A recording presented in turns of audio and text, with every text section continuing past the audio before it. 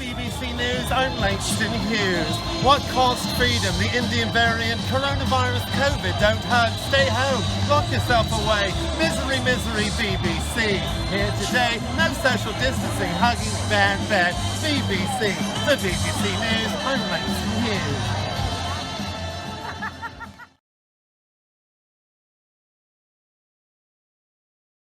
Yeah, I've been starting to hang out with some scientists lately because that's a new thing, you know. I mean, I never went to Oxford, never went to Cambridge, but I've become really chummy with some mates of Oxford and part of the whole free speech movement, you know, my opinions and all that.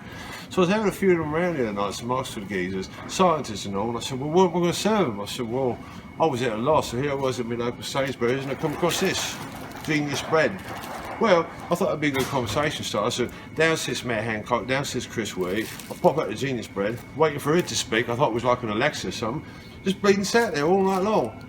I mean, three of the top medical geezers in the world and me, sitting around looking at, what? But, you know, still, they said something about Indian variants, so no more freedoms for us. Anyway.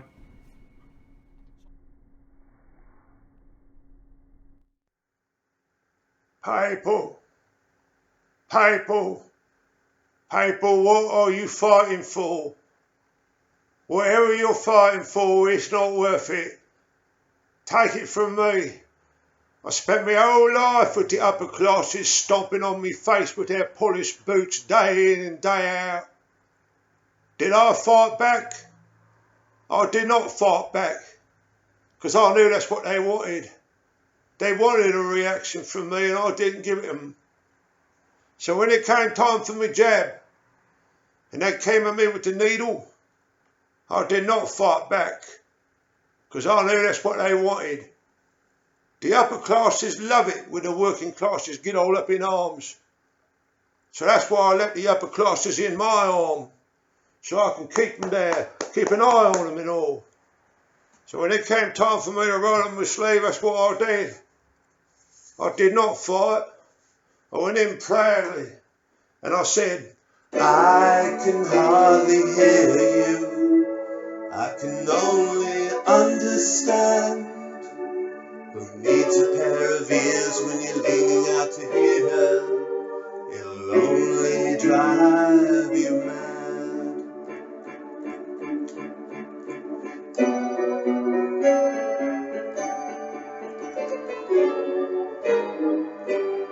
And I was proud of that jab, and when I had that jab I said, may you please open the pubs now. And they did not open the pubs. Did I raise a fuss? I did not raise a fuss. I just sat there and bided my time. Because I knew that the more I did not fight back, the more I was not providing the upper classes with what they wanted, which was a rise from me.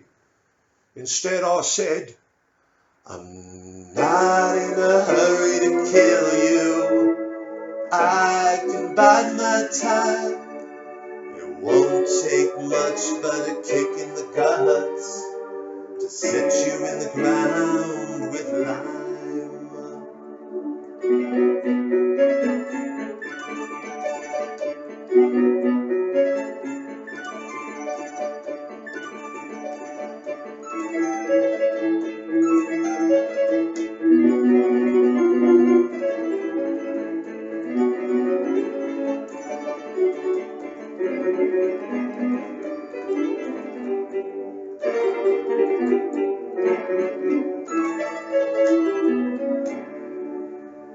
So the other day his geezer come up to me and he said, well, I see you still wearing your mask. Like he's all, where's your face? And I said, let me tell you something, you think you're all brave and out letting your nose and mouth be seen by the general public, but let me tell you something, mate. You and I can agree on one thing. The whole story behind this virus is not on. But the reason I wear my mask is I know my place in society. I know my station. I've known it before, and I've known it sort of entwined within my innate, going back earlier lives and all that. There's a long line. I come from people, long line of worms, because we know where we belong in society. And we know that if we get up in arms, the upper classes have means, don't they? Well, just last week, they sent me, what do you call them when you get on the telephone there and it's words instead of hearing words? What do you call it? A text message. They sent me a text message. Hello, you're welcome to have your vaccine now. Well, I just ignored it, like. And then the next day I'll get another text. So I'm starting to see a pattern here, you know. Well, one day the phone rings, not a text this time, it's a bling, bling, bling. Answer the phone, it's the vaccine lady. She wants me to schedule an appointment. Right, so I'll just push them back a little bit. Oh, no, thank you, no, thank you, no, thank you. Then I get the blue envelope. Yeah, slid in under my door, blue envelope. NHS official, get your jab. I knew it was my time. What am I going to do, fight the NHS? They was good to me. Last year, when I lost my sense of well-being, I went to the NHS, and what did I get? A mask. So don't give me this bollocks of, oh, we're going to fight it, you know, the NHS is a big goddamn well, it's going to go in there.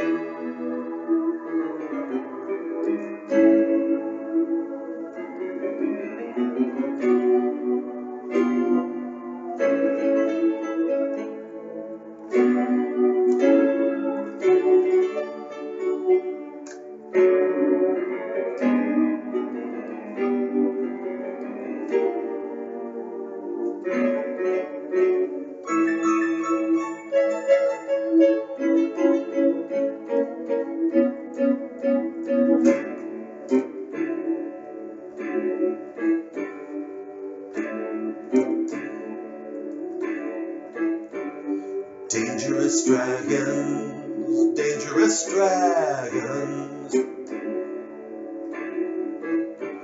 Dangerous dragons coming to kill us all. Julie and the girlfriend spent a psychedelic day looking at the rainbow in a colorful way. When from the mighty waves came a thundering roar, children of Atlantis better head for the shore. Because there's dangerous dragons, dangerous dragons. Dangerous dragons coming to kill us all.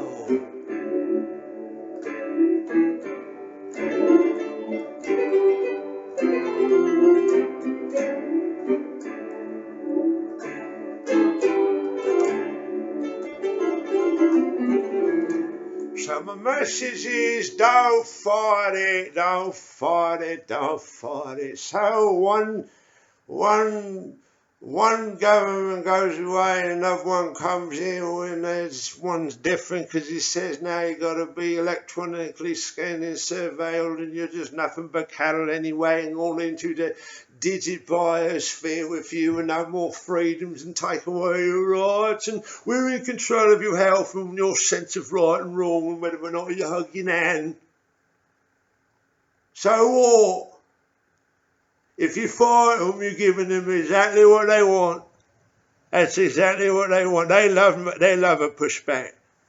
Let me tell you something about your average upper class scientist wanker.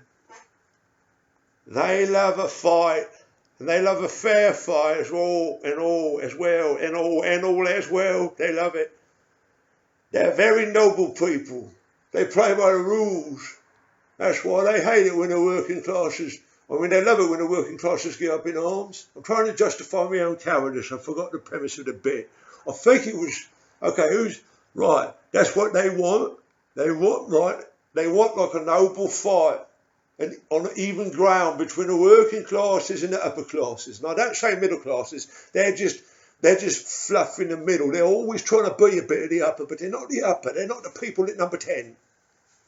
The people in number 10 and the people in the WEF in the Great Reset, those people, they love a fair fight. So when you fight back, you're giving them exactly what they want. That's what they want. They want you in the list on the jousting horse because they love a fair and noble fight. So what I suggest is everybody, I know you're out there on the protest and all that, not wearing your mask, you're not downloading the app. I'm begging all of you, whatever you're fighting for, just stop. Because that's one thing they do not want. They do not want you surrendering and getting the jab and being scanned and foreheaded and traced and tracked. That's what they do not want. What they want is for you to be a noble fighter in the list. I can hardly hear you. I can only understand. Who needs a pair of ears when you're leaning out to hear? It'll only drive you mad. I'm not in a hurry to kill you. I can bide my time.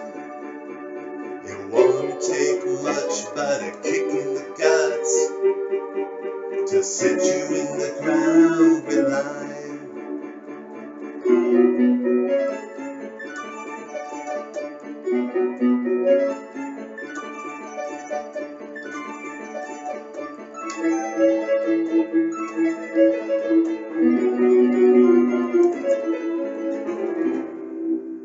Oh, but there is hope. There is hope that somewhere far, far away on an island, you know, one of those countries that people don't pay any attention to unless there's a hurricane or a typhoon or some disaster, all the big tech billionaires can dispense money to in a public show of emotion. Somewhere on an island such as that, there is a saying. Some call it nonsensical, some call it pidgin Spanish, but the phrase is Dados to Citas.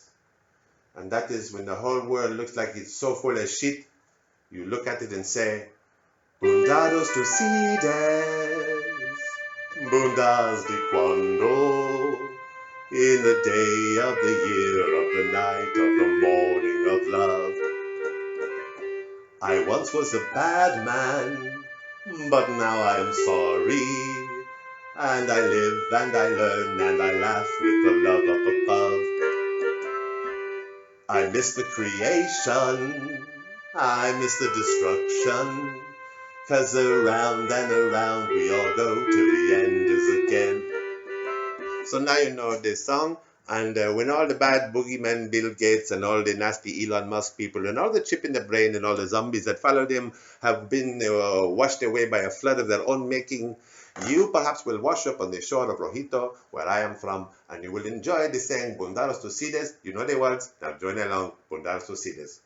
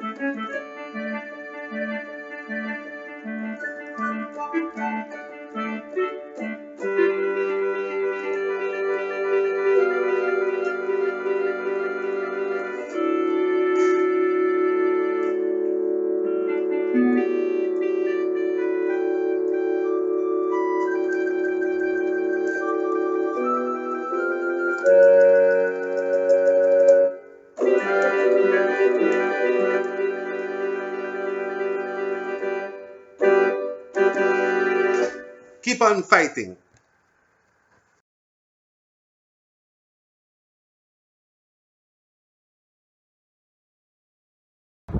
I've been a street poet for 15 years.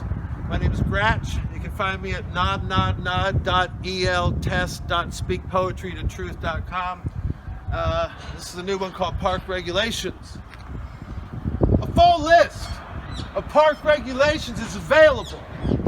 www.royalparksuk.com. Open the hours. These gardens close at dusk. Ball games are not permitted in the playground. Cycling is permitted only on designated paths. Children under 10 are not allowed to cycle on footpaths. No fires or barbecues. It is an offense to light a fire or barbecue anywhere in the Victoria Tower Gardens. Dogs in the gardens. Dogs must be kept in sight and under control at all times. It is offense to bring up after your dog, das Hund. If your dogs are threatening or interfering with wildlife, we will pave it all over and replace it with green bullshit. Arr. Thank you. We are your wanker, Tory, Labour, Lib Dem pile of shit, and we live here. We live here. Here's where we live. Your Tory, Labour, Lib Dem, green pile of amorphous blob bullshit. And fuck you. I'm street poet David Renwick, and you can find me at speaktruth.explode.now.